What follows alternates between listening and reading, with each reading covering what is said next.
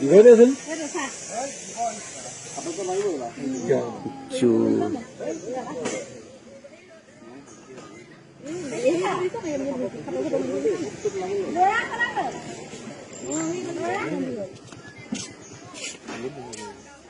গোটেইডাল দীঘলকে দেখা দীঘলকে দেখাচোন সপত 8 মান হ'ব নেকি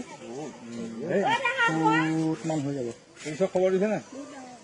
বন বিভাগত খবৰ দিয়া হ'ল যাব মোক খবৰ দি আছে